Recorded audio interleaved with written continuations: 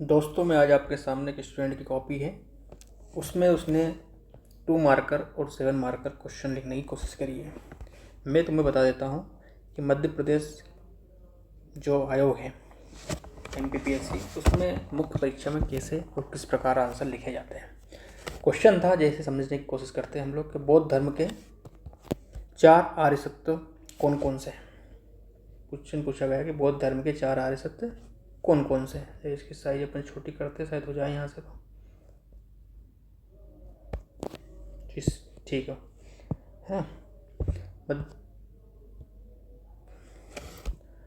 Question पूछा गया कि बौद्ध धर्म के 4 आर्य सत्य कौन कौन से हैं। तो इसमें डायरेक्ट आपको जो स्टूडेंट से अपेक्षा की जा रही थी कि वो डायरेक्ट क्या करे कि लिखे कि बौद्ध धर्म के 4 आर्य सत्य निम्न थे। जैसे कि नंबर 1 दुख, जो कि इसने लिखा है दुख। उसने पहली बात यहाँ पर देखना होगा कि हमें जो कॉपी चेक करने वाला है उसकी मेंटेलिटी समझनी होगी। यदि वो नॉर्मल व्यक्ति होगा तो वो थोड़ी बहुत आपकी मात्रात्मक त्रुटियों पर ध्यान नहीं देगा और चले जाना जाएगा, परंतु यदि वो हिंदी का ज्ञाता होगा और हिंदी उसकी प्रिय भाषा होगी तो उसकी सबसे पहली नज़र जो जाती है वो जाती है मात्रात्मक त्रुटियों पर। जैसे कि दुख, नॉर्मल लिखने में ये दुख सही लिखा है, परंतु हिंदी की देवनागरी लिपि में यदि हम इसका उच्चारण देखें तो दुख इस प्रकार से लिखा जाता है। दा और खा के बीच में 2 डंडे लगाए जाते हैं, दुख। तो ये क्या होगा, इसकी मात्रात्मक त्रुटि होगी। दूसरा इसमें क्या, दुख संसार में बुढ़ापा रोग आदि के कारण दुख होता है, संसार में दुख व्याप्त है, ठीक है, ये लिखा जा सकता है। अगला पॉइंट है दुख समुदाय। तो समुदाय दा में आ की मात्रा आनी चाहिए मेरे हिसाब से यहाँ पे, तो यहाँ भी इसकी मात्रा त्रुटि लिखी है। दुख का मुख्य कारण इच्छा है, इच्छा यानी कि तृष्णा, व्यक्ति की तृष्णा ही दुख का कारण है।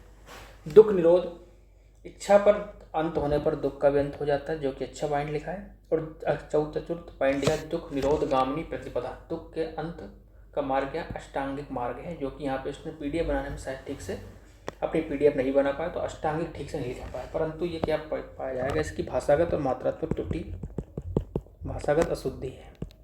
क्या लिखा जाएगा इसको, भाषागत अशुद्धि है, या फिर लिख दो भाषागत अशुद्धि को सुधारें।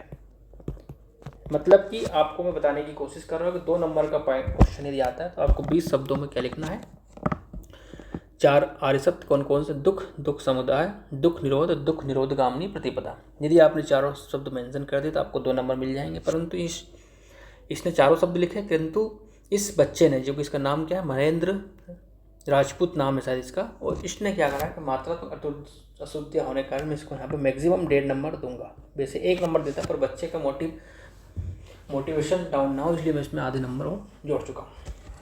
अब 7 नंबर के लिए हम क्वेश्चन देखें तो 7 नंबर क्वेश्चन क्या पूछा गया है, हीनयान और महायान बौद्ध धर्म की प्रमुख शाखा है, दोनों के बीच अंतर स्पष्ट करें। क्वेश्चन यहाँ से स्टार्ट होता है। ये आपको ये जो दिया गया हीन और महायान बौद्ध धर्म की प्रमुख शाखा, ये हमें पता है शाखा है, पर क्वेश्चन क्या पूछा, दोनों के बीच अंतर बताना है। अब कभी कभी क्या होता है, विद्यार्थी क्वेश्चन समझ नहीं पाता और ये समझाने की कोशिश करता है कि हीन और महायान की बौद्ध धर्म की प्रमुख शाखा क्यों है, जबकि ये पूछा नहीं गया है। सामान्यतः क्या होता है, 7 नंबर के क्वेश्चन और 5 नंबर के क्वेश्चन में टू द पॉइंट लिखा जाता है। इसमें परिचय और भूमिका और निष्कर्ष की कोई आवश्यकता नहीं होती है।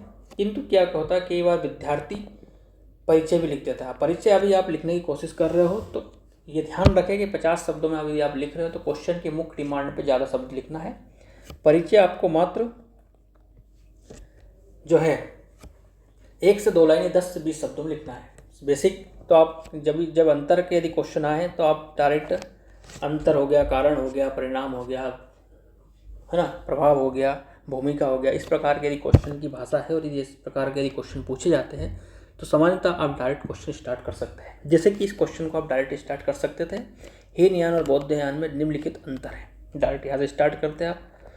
सबसे बेसिक चीज़ आपको ये भी ध्यान रखना है, क्वेश्चन में ज़्यादा काटा पीटी ना करें, ओवरराइट ना करें। ओवरराइट करने से क्या होता है, आपकी जो कॉपी जो है आपकी वो बिल्कुल एकदम साफ़ सुथरी नहीं दिखती और एकदम गिचिड़ पिचिड़ दिखती है, जिससे क्या होता है कि जो परीक्षक होता है, जो आपकी कॉपी चेक करता, उसके माइंड में कहीं ना कहीं मैसेज जाता है कि बच्चा जो है अपने कार्य के प्रति सजग नहीं है और वो अपने उत्तर लेखन में कहीं ना कहीं व्यक्ति वही, अब आप सामान्यतः आप समझो कोई व्यक्ति वही काटापीटी करे जिस असमंजस रहता है कि सही है गलत है, इसलिए वो काटापीटी करता है। तो वो आपको ये चीज़ नहीं दर्शानी चाहिए। दूसरा, यदि परिचय यहाँ पे इसने बहुत ज़्यादा लिख दिया है तो इसमें यहाँ पे मैं सजेशन लिख देता हूँ कि परिचय 1 से 2 लाइन में लिखे। क्या लिखे? परिचय 1 से 2 लाइन में लिखे। ठीक है। इसमें से क्या लिखे? बौद्ध धर्म के विकास के साथ साथ चौथी बौद्ध संस्कृति में उसके अनुयायियों में धार्मिक आचरण को लेकर मतभेद उत्पन्न हुआ है। इसी क्रम में, कम लिखा है इसने, जबकि क्रम होना चाहिए शायद, हाँ, इसी क्रम में हीनयान और महायान का विकास हुआ है। वैसे डायरेक्ट लिख सकते हैं चौथी बौद्ध संस्कृति के उपरांत हीनयान और महायान शाखा का विकास हुआ। इसमें अंतर निम्नलिखित है। हीनयान, पहले आते हीनयान गलत लिखा है, तो एक है भाषागत अशुद्धि है।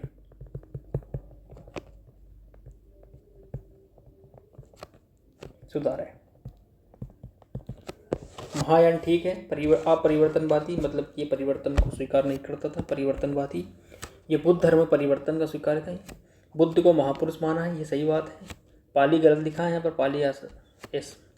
बुद्ध को ईश्वर माना गया है, ये PDF ठीक से नहीं बनाई गई इस विद्यार्थी ने, तो इसके नंबर कटने वाले हैं। दूसरा, यदि आप बेसिकली आप घर से यदि आंसर राइटिंग करते हैं ऑनलाइन, तो सबसे अच्छी बात आपको ये ध्यान रखनी पड़ेगी, एक बढ़िया आपके पास स्मार्टफोन होना चाहिए जिसका कैमरा ठीक हो, ताकि आप जो लिख रहे हो वो स्पष्ट रूप से क्लियर विजिबल हो। दूसरा, PDF बनाते टाइम पे आप ये ध्यान रखें जो लिख रहे हो पूरा आना चाहिए। जैसे कि विद्यार्थी ने जो PDF बनाई है उसमें कहीं ना कहीं इसने आंसर को काट दिया गया है, ताकि आपको तो समझ में आ रहा, पर कहीं कहीं क्या होता है कि कई से आंसर ऐसे होते हैं जिसमें समझ में नहीं आती, तो चेकअप को दिक्कत होती है। तो चेक करने वाले के लिए आप सुविधाजनक चीज़ें PDF बना के भेजें, ताकि आपकी उसको भी आसानी रहे।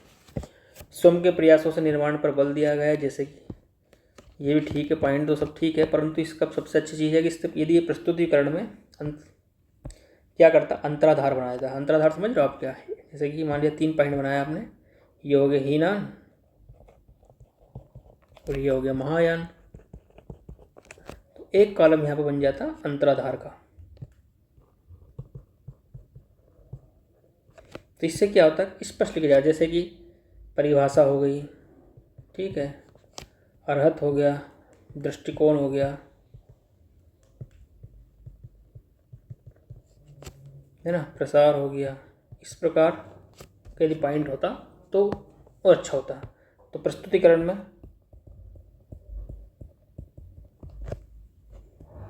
अंतराधार को बनाए।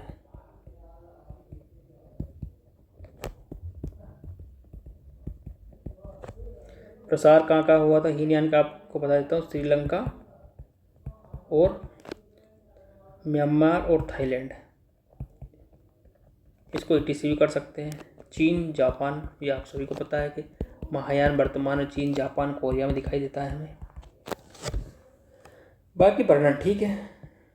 अब देखो इसने क्या करा है कि ये लिखने के बाद में निष्कर्ष भी लिखा है, और निष्कर्ष में अनावश्यक रूप से 4 लाइन ली गई, जो कि शब्द सीमा से बाहर लिख रहा है। शब्द सीमा उत्तर नहीं लिखा गया है, तो शब्द सीमा आपको हीनयान और महायान बौद्ध धर्म के बारे में यदि पूछा गया तो आपको अपना पूरा ज्ञान नहीं दर्शाना है, क्योंकि आप यदि ये क्वेश्चन पर पूरा टाइम लिखोगे, ये समय से ज़्यादा आपके पास 3 से 4 मिनट, उसमें बाद भी आपने इसको 6 मिनट 7 मिनट लिखने में दिए हैं, तो आगे कहीं ना कहीं आपका अगला जो आंसर है उसमें आपके पूरा कंटेंट नहीं लिख पाओगे।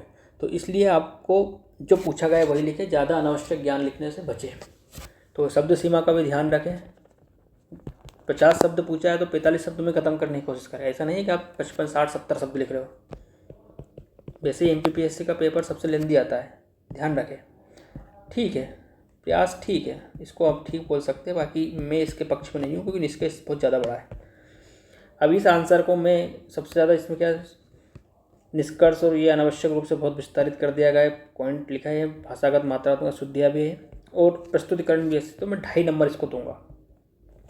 तो 2.5 और 1.5 मतलब 4 नंबर इसने प्राप्त किए 9 नंबर में से। तो अब अगला क्वेश्चन मैं आपके साथ डिस्कस करूँगा नेक्स्ट डे। जब तक आप इसको